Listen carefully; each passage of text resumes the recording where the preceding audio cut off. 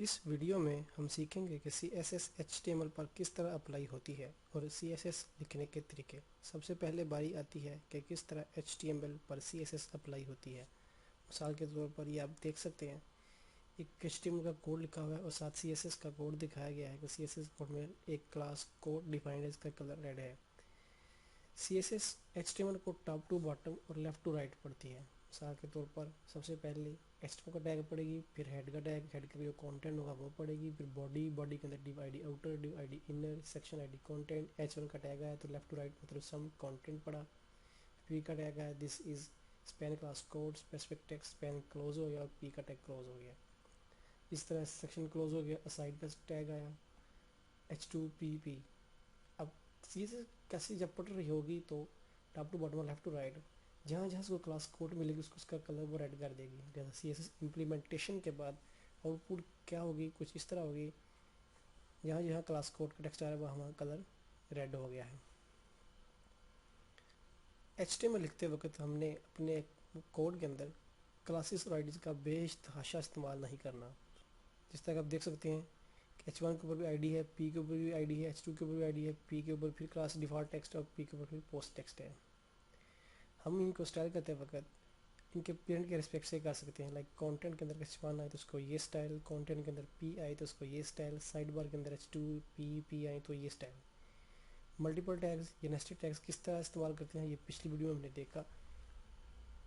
इस कोड को रीडिफाइन करने के बाद कोड कुछ इस तरह का होगा, यानी एक्स्ट्रा टैग्स, एक्स्ट्रा आईडीज़ और क्लासेस हमने रिमूव कर दी हैं।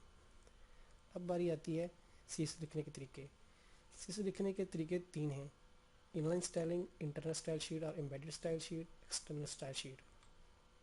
इनलाइन स्टाइलिंग में हम जो भी टैग होता है उसकी स्टाइल उसके ओपनिंग टैग के अंदर ही डिफाइन कर देते हैं। स्टाइल का पैरामीटर लिखा स्टाइल का, उसके आगे प्रॉपर्टी, उसकी वैल्यू, सेमीकोलन, फिर प्रॉपर्टीज़ की वैल्यू।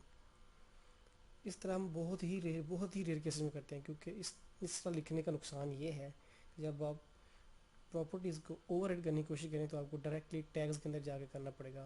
मिसाल के तौर पर जब हम रेस्पॉन्सिव लिख रहे होते हैं तो उस केसेस में ये इनलाइन स्टाइल्स बहुत तंग करते हैं, क्योंकि मोबाइल डिवाइसेस में डिफरेंट में फॉन्ट साइज चाहिए होता है और बड़ी स्क्रीन पे हमें डिफरेंट फॉन्ट साइज चाहिए होता है। इसलिए इस तरह के फॉन्ट साइज हम बहुत ही रेयर केसेस में लिखते हैं। दूसरी स्टाइल लिखने का तरीका आता है इनलाइन स्टाइल शीट और एम्बेडेड स्टाइल शीट। इस केस में क्या करते हैं, हम सारे स्टाइल्स हेड के अंदर स्टाइल के टैग के अंदर डिफाइन कर देते हैं।